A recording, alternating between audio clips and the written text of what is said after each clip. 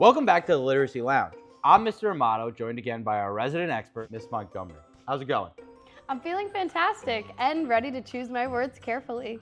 Well, that's perfect, because today's lesson is all about finding the nuance in your language. We're going to be looking at diction, connotation, and denotation. Why don't you start by telling us a diction definition? I'd be delighted. Diction is the deliberate choice of words by a writer. It includes the words chosen and how they are arranged and used to convey a specific meaning, tone, and style. Okay, so diction is all about word choice and tone setting. Sounds a lot like author's intent to me. You'd be right. I'd like to think of diction kind of like choosing the right outfit for the right occasion. Some situations require an athletic look. Others call for more formal attire. And that's why I don't wear my yard work clothes into the classroom. Yes, that would be the wrong vibe. And just like your choice of outfits, your word choice will affect how people see you. Diction means choosing words deliberately, based on your audience and intention.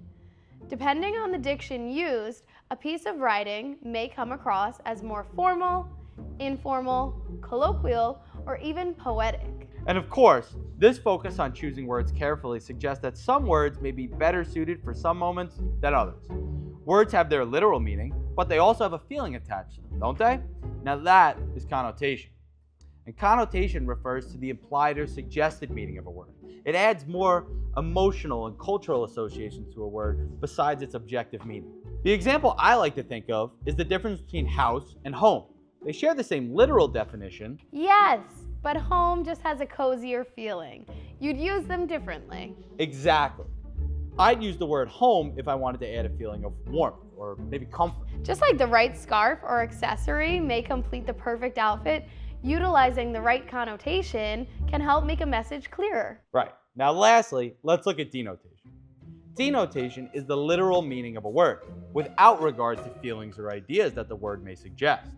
I like to remember it as denotation is the definition. So this is just the black and white meaning of the word. Right. As far as denotation is concerned, house and home are the same thing. It isn't until you consider the connotation that they start to feel a little different. They seem really nuanced, but I would say these are the literacy skills that we use most in day-to-day life. Well, I'd love to hear more about that. Think about this. Say it's the middle of the day, and you're texting with a friend and texting with a parent. You're having two conversations at the same exact time, but the language and word choices you are using are probably very different. Okay, yeah, I see it. You choose different words because you have different audiences and goals. With your parents, your goal might be to get permission to borrow the car, so you might choose to be more polite and respectful in your language. But with your friends, informal language builds connection. That's right. There's a big difference between, hey dude, let me get $5, and would it be possible to borrow $5? Same request, completely different diction, casual with friends and polite with parents. That's easy to grasp. Different audiences, different tones. But diction and connotation can also be used to influence the reader. Yes, think about browsing for an apartment. This one isn't small, it's cozy. Not outdated, but charmingly vintage. That's a great example. How about describing someone as experienced versus describing them as old? Choosing experienced highlights their wisdom, while choosing old may be highlighting a weakness. Exactly right. A subtle change can have a big impact.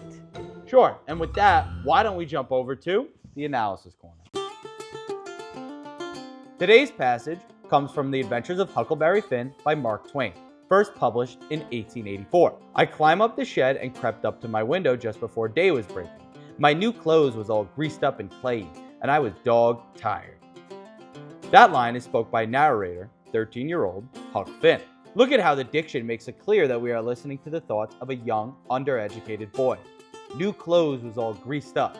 The grammar mistake there makes it clear he is speaking very informal. Yes, and greased up and clayey and dog tired, those are both great examples of a folksy, informal vernacular.